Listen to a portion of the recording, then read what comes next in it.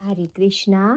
ഇന്ന് ഫാൽഗുന മാസത്തിലെ കൃഷ്ണപക്ഷ ഏകാദശി, വിജയ ഏകാദശി. അപ്പോ ഈ ഏകാദശിയുടെ മഹാത്മ്യത്തെ കുറിച്ചിട്ട് യുധിഷ്ഠിരൻ ഒരു പ്രാവശ്യം ശ്രീകൃഷ്ണ ഭഗവാനോട് ചോദിക്കും, ഭഗവാനെ, ഈ ഫാൽഗുന മാസത്തിലെ കൃഷ്ണപക്ഷ ഏകാദശിയുടെ മഹിമ ദയവായി എനിക്ക് വിവരിച്ചു തരാവോന്ന്. അപ്പൊ ഭഗവാൻ അതിന് ഉത്തരം പറയുന്നുണ്ട്, യുധിഷ്ഠിര മഹാരാജാവേ, ഇതിന്റെ പേര് വിജയ ഏകാദശി എന്നാണ്. ഈ ഏകാദശി വ്രതം അനുഷ്ഠിക്കുന്നവർക്ക് ഈ ലോകത്തും പരലോകത്തും വിജയം ഉറപ്പാണ്. ഈ ഏകാദശിയുടെ മഹിമ കേൾക്കുന്നതും അനുഷ്ഠിക്കുന്നതും എല്ലാ പാപങ്ങളും നശിപ്പിക്കുന്നുവെന്ന്. നാരദ മുനി ഒരിക്കൽ തന്റെ പിതാവായ ബ്രഹ്മാവിനോട് ചോദിച്ചു, പിതാവേ, ഈ വിജയ ഏകാദശി അനുഷ്ഠിച്ചാൽ ലഭിക്കുന്ന ഫലം എന്താണെന്ന്. ബ്രഹ്മാവ് മറുപടി നൽകി, ഇത് ഏറ്റവും പുരാതനവും പവിത്രവുമായ ഏകാദശിയാണ്. ഇതിന്റെ പേര് പോലെ തന്നെ സർവ വിജയവും നൽകുന്നതാണ് ഇത് അനുഷ്ഠിക്കുകയാണെങ്കിൽ. അപ്പൊ ഇതിന് ഉപോത്ബലകമായിട്ട് ശ്രീരാമ ഭഗവാന്റെ കഥയാണ് ഏകാദശി വ്രത കഥയായിട്ട് നാരദമുനിക്ക് ബ്രഹ്മാവ് പറഞ്ഞു കൊടുക്കുന്നത്.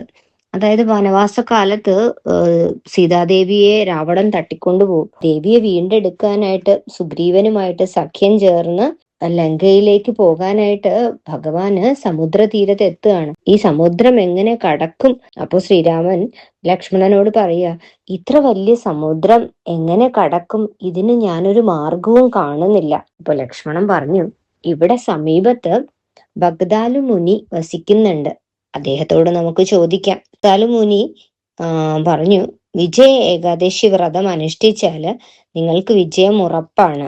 മുനിയുടെ ഉപദേശപ്രകാരം ശ്രീരാമ ഭഗവാനും ലക്ഷ്മണനും സർവവാനര സൈന്യവും വിധി പോലെ ഏകാദശി വ്രതം എടുക്കുകയും സമുദ്ര ലംഘനം ചെയ്ത് രാവണനെ വധിച്ച് സീതാദേവിയെ വീണ്ടെടുക്കുവാനും യുദ്ധത്തില് വിജയം നേടാനും സാധിച്ചു. ഇതുപോലെ ഈ വ്രതം അനുഷ്ഠിക്കുന്നവർക്ക് എല്ലാ കാര്യങ്ങളിലും വിജയം, പാപനാശം, അവസാനം വൈകുണ്ഠ പ്രാപ്തിയും ലഭ്യമാകും. ശ്രീകൃഷ്ണ ഭഗവാൻ പറയാണ്, ഈ കഥ കേൾക്കുകയോ വായിക്കുകയോ ചെയ്യുന്നവർക്ക് അശ്വമേധ യാഗം ചെയ്തതിന് തുല്യ ഫലം ലഭിക്കും. ഈ വ്രതകഥ നമ്മെ പഠിപ്പിക്കുന്നത്, പ്രശ്നം എത്ര വലുതായാലും ചെറുതായാലും ആത്മാർത്ഥമായ ഭക്തിയും വ്രതവും ദൈവകൃപയും ഉണ്ടെങ്കിൽ നമ്മൾക്ക് വിജയം സുനിശ്ചിതമാണ്.